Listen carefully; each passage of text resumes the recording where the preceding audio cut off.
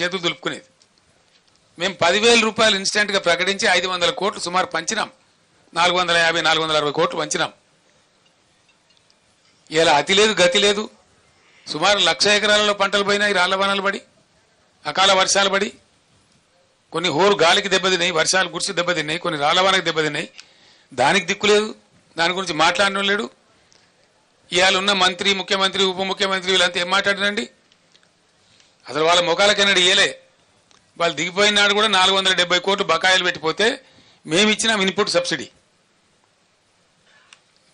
BRS గవర్నమెంట్లో ఇచ్చినాం.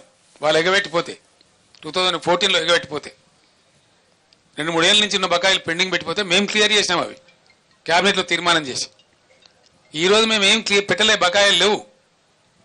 ఇలా జరిగింది. మేమన్నా 10,000 ఎప్పుడు చరిత్రలో ఇయ్యని 10,000 50 ఏళ్ళ కాంగ్రెస్ పరిపాలనలో ఎన్నడూ తెలుగుదేశం పరిపాలనలో ఎవడు ఇయ్యని 10,000 రూపాయలు మేము ఇస్తే దాన్ని కూడా ఎకసక్కం చేసి మాట్లాడినారు, ఘోరంగా మాట్లాడినారు. ఏ మూల సరిపోద్దండి 10,000, 20,000 రూపాయలు ఇవ్వాలి అని మాట్లాడినారు. మరి ఇలా ఏడ వండుకున్నారు? తలకాయ ఎక్కడ పెట్టుకున్నారు? ఏం చేస్తున్నారు? గుడ్డిగురాల పండ్లు తోముతున్నారా?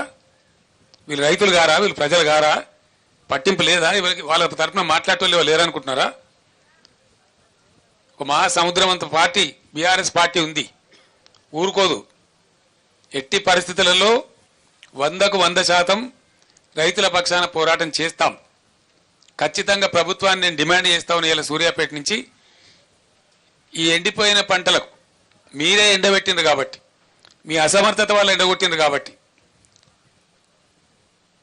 మీ అసమర్థత కాదు అని మీరు ఒప్పుకోకపోయినా ఎండిపోయినాయి కాబట్టి వెంటనే జిల్లా కలెక్టర్లకు ఆదేశాలు ఇచ్చి ఎన్యూమరేట్ చేయించాలి.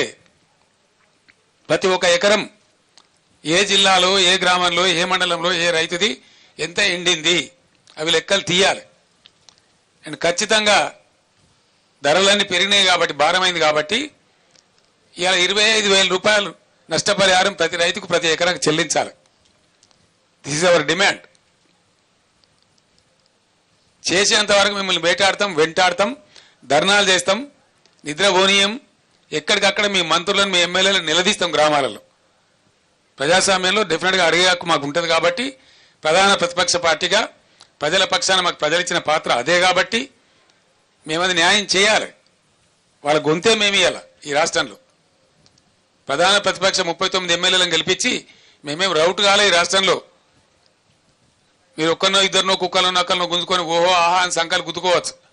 అది చాలా చీలర, చీప్ టాక్టిక్స్. అది it's a cheap political stunt which is uncared. ప్రజా సమస్యల ముందు, ప్రజల యొక్క బాధ ముందు, ఎండిన పంట పొలాల ముందు ఈ చిల్లర రాజకీయాలు కాదు. ఇవి నడుస్తూనే ఉంటాయి, దీనికి పెద్ద ఇష్యూ కాదు. కానీ ఎండిన ప్రతి ఎకరాను మీరు వెంటనే ఎన్యూమరేట్ చేయించాలి.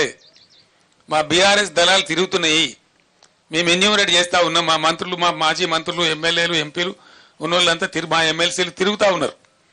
ఖచ్చితంగా తీస్తాం, లెక్కలు పెడతాం, మిమ్మల్ని బజార్లకు ఈడిస్తాం.